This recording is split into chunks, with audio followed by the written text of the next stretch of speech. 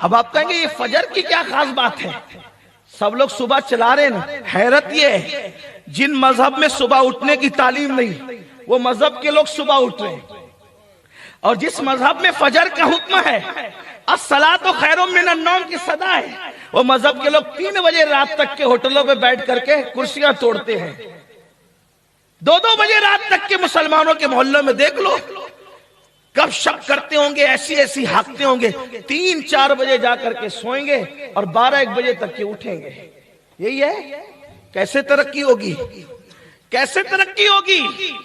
میرے آقا فرماتے صبح کا سونا، فجر کے وقت کا سونا رزق کو تنگ کرتا ہے، رزق میں تنگی لاتا ہے.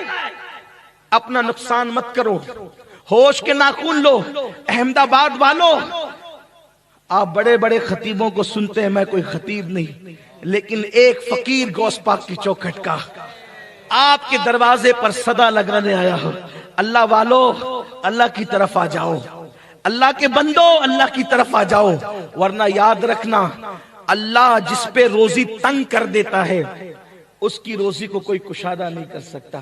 بڑی معذرت کے ساتھ میں تعویذ کا مخالف نہیں، فجر نہیں پڑھتے سوتے پڑے رہتے ہیں، تنگی اللہ کر دیتا ہے روزی میں، اور آپ جاتے کس کے پاس ہو؟ تعویذ والے باباؤں کے پاس. حضرت میری روزی تنگ ہو گئی، ذرا تعویذ دے دو. جس کی روزی اللہ نے تنگ کی ہو، ہے دنیا میں کوئی ایسا تعویذ کہ اللہ کے تنگ کی بھی روزی کو کوئی کھول سکے؟ تعویذ میں جادو کا علاج ہے، تعویذ میں ناراضگی کا علاج نہیں ہے.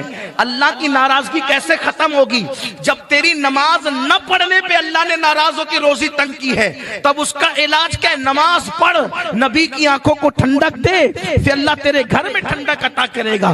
نبی کی آنکھوں کو ٹھنڈا کر، نماز کا تحفہ بھیج. آقا فرماتے ہیں جعلت قرۃ عینی فی الصلاۃ، نماز میں میری آنکھوں کی ٹھنڈک ہے. ایک بار مسلمان نمازی بن کر تو دیکھ، پھر دیکھ تیرے کیسے وارے نیارے ہوتے ہیں. واللہ تیرے گھر میں روزی برکت برسے گی، رحمتوں کا نزول ہوگا، تیرے بچے تیرے فرما بردار ہوں گے، تجھے نعمتیں ملے گی، تجھے برکتیں ملے گی. اللہ تجھے اتنا نوازے گا کہ تو رکھ رکھ کے بھولے گا.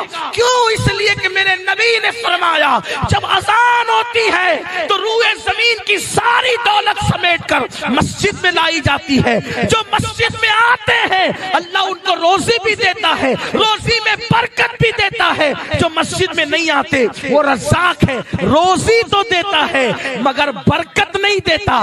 جس کو اللہ برکت نہیں دیتا اس کا کچھ رہ نہیں جاتا، اور جس میں برکت دیتا ہے تھوڑے میں بہت ہوتا ہے. سمجھاؤں آپ کو؟ سمجھ لو. دیکھو اللہ جس سے ناراض ہوتا ہے اس کو برکت، اور جس سے راضی ہوتا ہے اس کو برکت. یزید مرا، 8 بیٹے چھوڑ کے مرا. یزید مرا، 8 بیٹے چھوڑ کے مرا. اللہ ناراض، برکت نہیں دینا تھی. 8 لاپتہ ہوئے، نہ ان کا پتہ، نہ ان کی قبر کا پتہ، نہ ان کی نسل کا پتہ، نہ ان کا کوئی نام لینے والا. اللہ نے برکت نہیں دی. اللہ اکبر. یزید کی قبر کا نشان بھی مٹا، اس کی اولاد کا نام و نشان بھی ختم ہوا. لیکن حسین ایک بیمار دبلا پتلا زین العابدین چھوڑ کر کے گئے.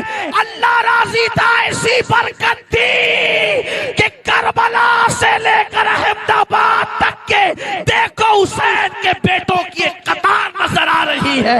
کیا آپ نہیں دیکھتے؟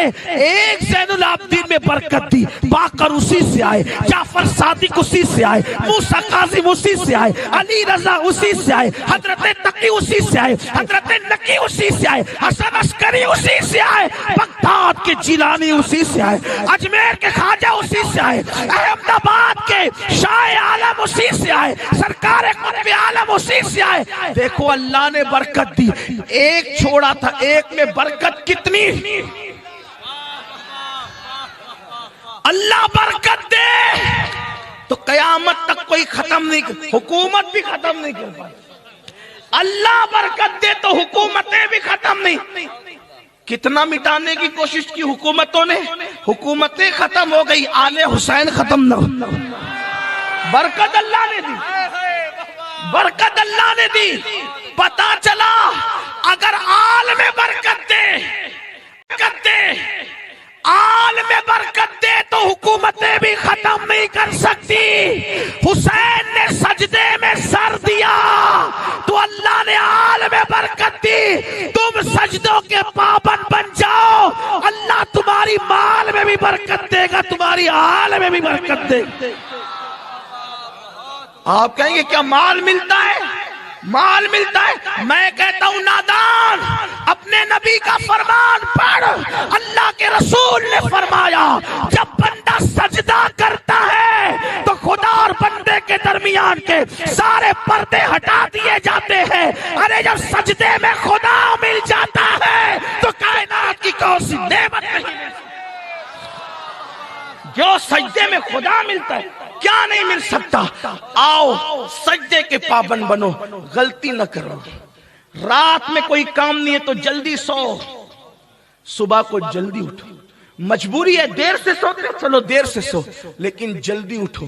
آپ کہیں گے نہیں اٹھ پاتا ہوں. میں کہتا ہوں نماز کی اہمیت دل میں پیدا کر, کیونکہ پلین پکڑنے کے لیے آنکھ کھلتی ہے نا آپ کی. اگر کسی دن فلائٹ پکڑنی ہے تو آنکھ کھلتی ہے نا. تو جب فلائٹ کے لیے کروڑوں فلائٹ سے بڑھ کر ہے ایک وقت کی نماز, کیونکہ فلائٹ چھوٹے گی تو کوئی نقصان نہیں آپ کا آخرت کا, لیکن ایک وقت کی نماز چھوٹ گئی تو اللہ کے رسول فرماتے وہ اللہ کے ذمہ کرم سے باہر ہے. آقا فرماتے وہ میرے ذمے سے باہر ہے. سنیو, نماز کے پابند بنو.